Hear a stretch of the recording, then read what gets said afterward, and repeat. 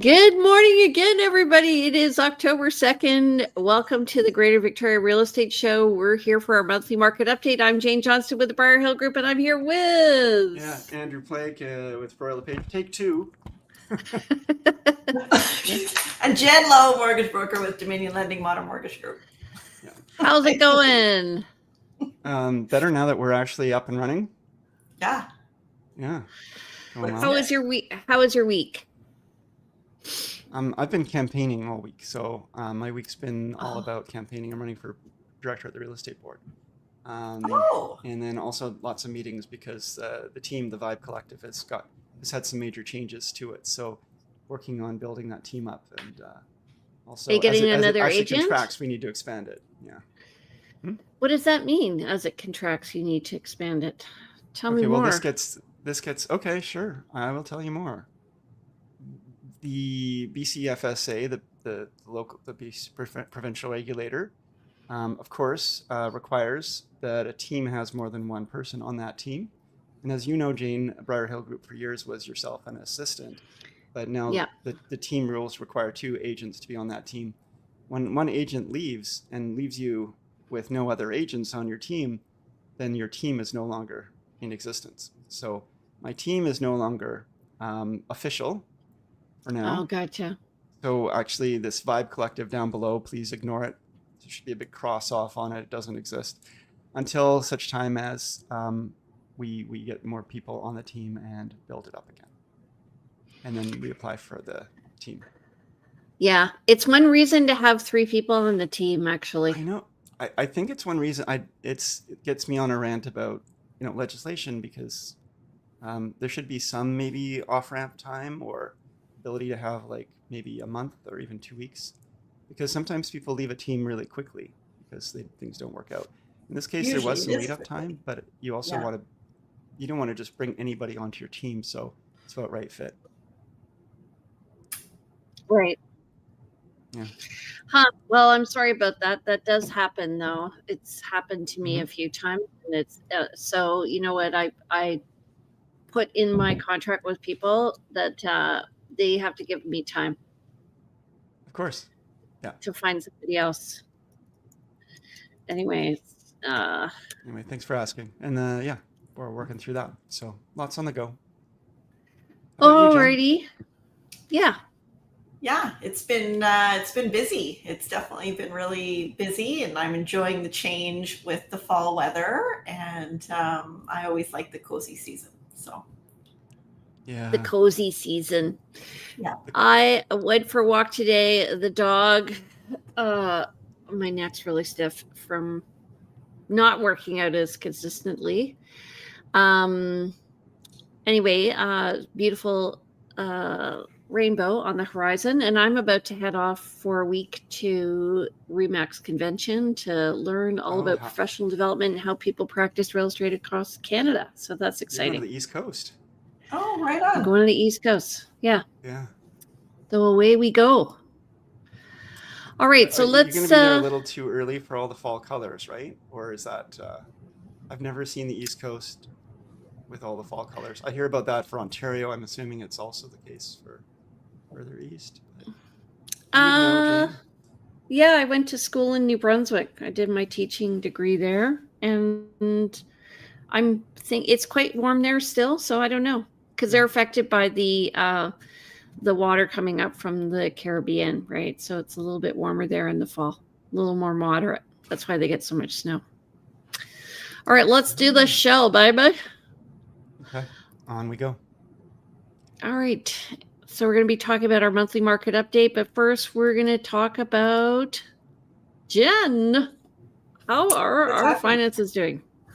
Yeah, nothing really big change this past week.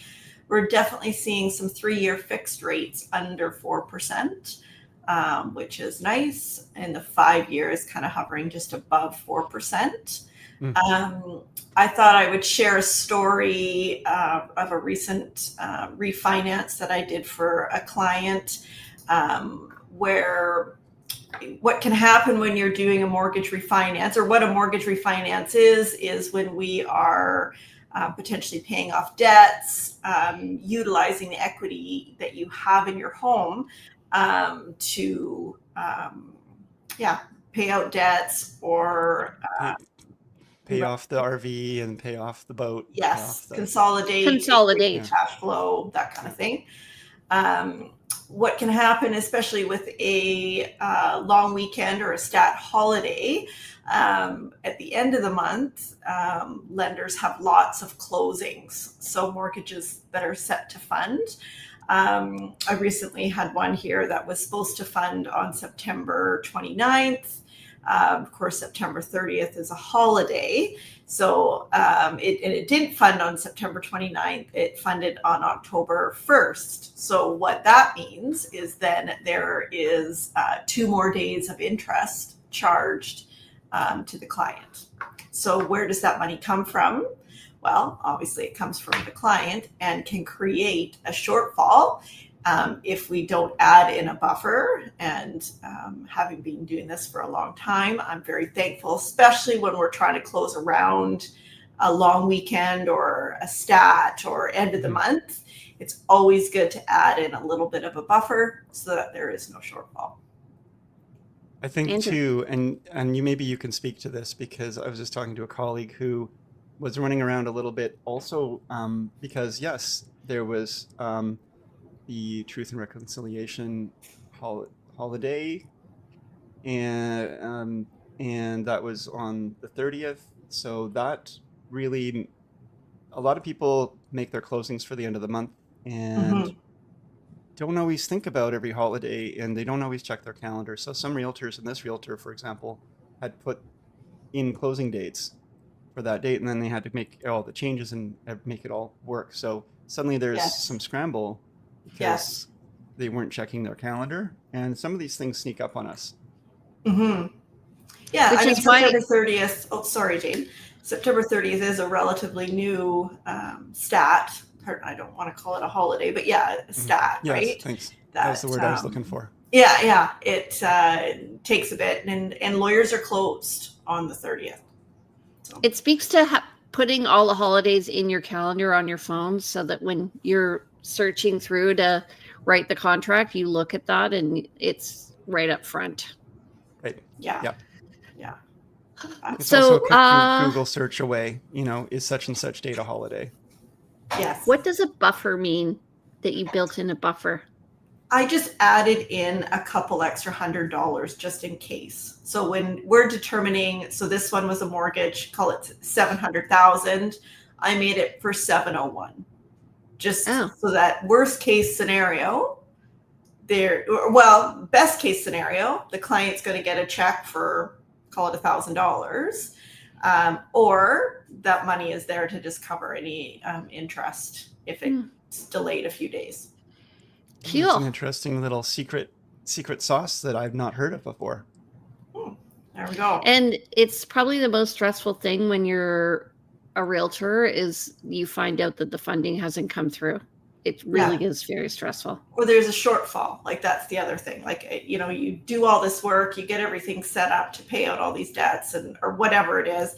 And, the client has to come up with, $1,500. Well, they don't have $1,500. That's why they're refinancing. So, right. So we want to avoid that. Okay. Or they may have the 1,500, and just maybe you can speak to this. Maybe they've got the 1,500, but they need to come in or somehow get it, and time is there's a crunch for time. So having that buffer just lets you rubber stamp it and move on, as opposed to having to do damage control. Yeah. Good. Yeah. Okay. Exactly. All right, let's talk about the weekly stats. So, Andrew. Yeah, so we watch week over week what's been happening in the Victoria market in the last 7 days. 318 properties went live on market versus 296 the week before. And we had 147 properties go pending in the last 7 days, as opposed to 114 the week before. 165 price decreases versus 163 price decreases.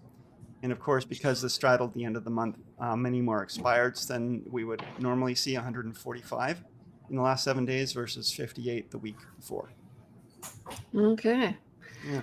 So that gives us a list to sale ratio this week of 46.23%. So that's less than what we've been seeing. And last week it was at 38.51%. And I do think at the end of the month, a lot of people start making decisions. I know that I did with a client on a couple of properties. And so we entered into contracts of purchase and sale. Mhm. All right, net unconditional sales are 554 for this month compared to 571 for September So we're talking of about September here. 2024. Yeah, Same month last year. Okay. same month. Yeah. And then new listings, we ended up with 1,554, and that's compared to 1,441 last year, ending up at a total of 3,694 for the end of the month. And that's up quite considerably over last year, 3,362. So we're seeing more inventory. We're seeing more inventory than last year in terms of over the last few months. It's been now sticking around that 3,700 for the last number of weeks. I think it's not been. I mean, we thought it might tip up to 4,000 at one point, but it did not, and it's certainly not come down under, 3,300. So Yeah. We're looking steady, babes. All right, so let's look at the monthly market update. Andrew, you want to take it away? Yeah. So again, cyclical. We see the total active listings go up and down every year, with a big rise up in the spring, a peak in the early summer, bit of a drop towards late summer, a bit of a bump again. And you can see last year's cycle is actually pretty close to typical, although maybe you would see the first bump a little bit higher, I'd say, in a typical year. And so here we have a similar kind of effect happening, where we saw the run up in the spring for 2025 to a peak there in June, and some falling off in terms of the actual active listings. Keep in mind this number, there's always new listings coming on the market. There's always listings being taken off the market because they expire or sell. So this number kind of just shows us the temperature, I guess, kind of the market. But we do see people choose to list less at certain times of year, and we see people tend to buy more at certain times of year. So this is kind of a metric with two different stats within it. But again, we see sort of a drop off through to August, and then a bump up here in September of active listings. But our active listings, we were just talking about that number of 3,600, 3,700. It is on the rise, and will probably rise again over the next month, and then begin to drop off like we've seen in the past years. We're so wise now. Well, we have stats. Yes. Stats.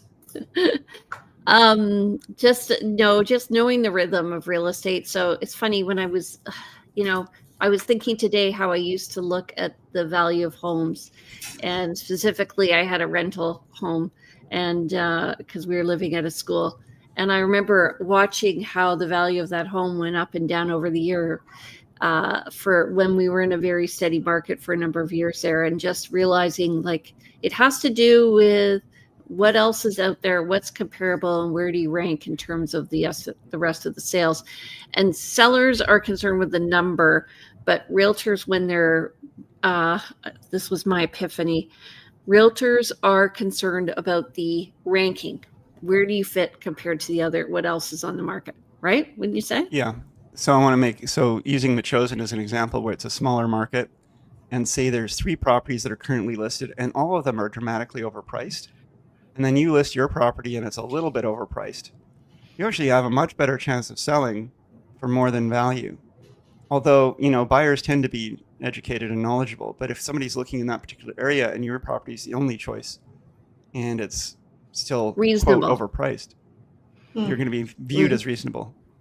There's always somebody willing to sell for less, and generally speaking, I think that the market, finds its balance. But you're going to find ups and downs based on that. Based on, were there 3 people that were really motivated and just sold their homes for, maybe under market value, and now you're trying to list your home at what you might consider market value, and you can't really argue market value because 3 sales just happened that essentially state what market value is, even though those people Yeah. have been motivated and took less than they could have. Yep. Yep. So It's timing like is everything. timing is everything. Yep. All right. So this is showing the same flow. You can see in the upper total new MLS listings. So not total, but the new MLS listings and how they vary throughout the year. So we definitely see a spring market and we see a fall market, and we're following that pattern again, although the numbers do seem a bit higher than last year. And we can also see that, we did have the lull of the summer after a robust spring, and it looks fairly steady, actually. And we're going to see that in the individual statistics for the 3 categories. So we're just under 1,600 new listings and just under 600 sales. Andrew. So I just want to speak to the fact there is a bump in September. It looks like a bigger bump than we might have expected. And I was just talking to a colleague as well, and I know there are some people who are thinking like, hey, there's just been for first time in a while, there's been an interest rate drop. There's another one coming, potentially, or hopefully, Yeah. fingers crossed.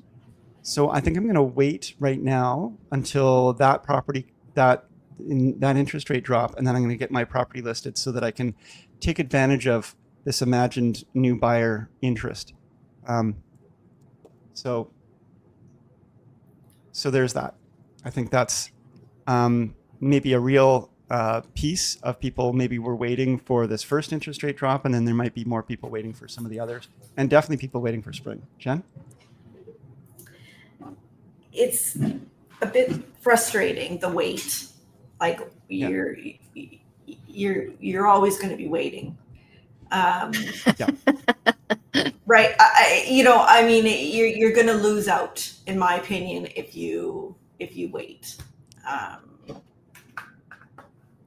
don't know. It would be a good debate to discuss further, because there's so much that goes into each of these interest rate decisions. The current outlook is that they're going to drop, but what if they don't? What if one of the reports comes in that inflation has gone way up due to something, then all of a sudden they're not going to lower rates, and this, crazy pent up demand is not going to happen. So I feel like a lot of people waited till exactly what Andrew was saying. A lot of people waited till the fall for the market to pick up. And so that's why we have so many listings right now. Everyone was waiting for sure. Mm-hmm. Yeah. And I think if you wait and you wait too long, you can't predict, unless there's a really clear indication the market's going to pick up, and there's a really clear argument for waiting. As I like to say, use like the fishing analogy, you're not going to catch a fish without your hook in the water. And if you are waiting to list your home for that imaginary future buyer, but you do want to sell your home, maybe now's not a bad time to, put it out there. There is strategy, there's discussions to be had around the timing, but if you're planning to sell, there's so many more factors to it than what the interest rates are doing, or what the large pool of buyers are doing versus the pool for your own property. And you also have to look at what's happening in late fall. So, what is the motivation of people who are on the market at that time? And what is the motivation of the buyers who are on the market at that time? So they differ throughout the year, right? Yep. So people are more likely at the end of the year to be more motivated, but for different reasons. Mm-hmm. Okay. So, Andrew, do you want to talk about this? Yeah, I mean, the first thing I want to say is, I think, did you adjust these numbers? Because, or has it always been this buyers at 17%? That's new based on what the real estate board is saying. Yeah, so good. So I'm glad that's reflecting that, because I was going to say, we're starting to see more of an opinion that, we traditionally were saying, a balanced market was at a little bit of a higher percentage point range, and a seller's market was higher yet. But we're finding now that actually, it's interesting. This slide doesn't show the left hand, which actually shows the percentages. That first bar, I believe, is 20%. Yes, it is. so the first bar here, the first level. So we're just above a 20%. So we're still in a balanced market technically. We are and as we've said and been saying for a while, we've been more on the buyer side of balanced. So that's something just to consider. Balanced just generally means there's not a lot of pressure upwards or downwards on pricing, but it Mhm. does indicate that there's more selection for buyers. They can take their time. They're a little more picky. So sellers may still be able to overall argue for their price, but because buyers are still buying, but they still have to be competitive. Right. So when I'm looking at this, what I'm seeing is that we're in a very steady market, and people are trying to play, I guess, the market a bit, and really, like, the buyers are not really having it. I mean, sellers are trying to play the market. How are sellers trying to play the market, Jane? What are you alluding Well, to? the waiting for the interest rate to go down, and then I trying see. to see what the reaction is, and pricing a bit high to maybe negotiate down just in case. Yeah. And buyers are like, sorry, because the buyers are coming from the mindset of the past 5 years where you would pay more for asking, or Mhm. in the past maybe couple of years you pay at asking at the very most, and now the Now it's their sellers, turn, now it's their turn. There's a, the buyer's you turn. know, yeah, Yeah. yeah, I It's think been so. it's been a while. The buyers deserve some love, but the sellers too, remember what they paid for their places, and especially if they bought, in COVID at the peak. That's a really hard pill at this time. And the main thing to keep in mind is if you're buying and selling in the same market, even if your home has gone up or down, if you're buying a similar home in a similar market, you're just taking that equity and moving it over. Yeah. So there's strategies on all sides. All right, so let's look at our 3 different categories. It's So really flat. it's really flat. Yeah, so we were at 1.35 2 years ago. We have been hovering around the 1.3 mark. This is average for Greater Victoria, so of course it's going to vary depending on your neighborhood and the product that you're selling. But we did peak in April, and I think this is based on sales. So to me, the peak actually probably came in February. The actual pending date came in February, but the closing date came in April. And That's all. we speak to this more with townhouses because there's less townhouse sales, so differences in pricing of a few sales, like some really low or some really high, can really make this chart jump around a lot. But it is possible that in April there was a $15 million home sold that just Yeah. bounced the average. It's there's things that can happen to bounce this average around. So you kind of want to squint your eyes and blur things out and try to see what's the overall general feel here. Let's I like doing that. okay, sure, you go ahead. Tina's doing the what's that from, the Kill Bill or something. it was Kill Bill. I was gonna do the blue steel look and all that, but anyway, okay. Never mind, moving on. Just forget, we just rewind, start again. So condos are not doing so hot. They No. have, relatively speaking, if you look, they peaked in February, and they have come down pretty steady from 650 at that point, which is where they were 2 years ago. They also decreased. So I'm seeing, what I'm seeing is that there's a bit of a peak in the market in the winter for condos in terms of pricing, but we're heading down. Last year we were fairly steady, but yeah, we're around 550 now. So we were heading down also in 2023, down to, again, a low in December, and then it bounced back up again. And anyways, the condos are a funny one. I think there's some opportunity in condos, or we're nearing opportunity point for condos, because Talk they about are soft. timing. Yeah. What do you mean by that? Tell me more.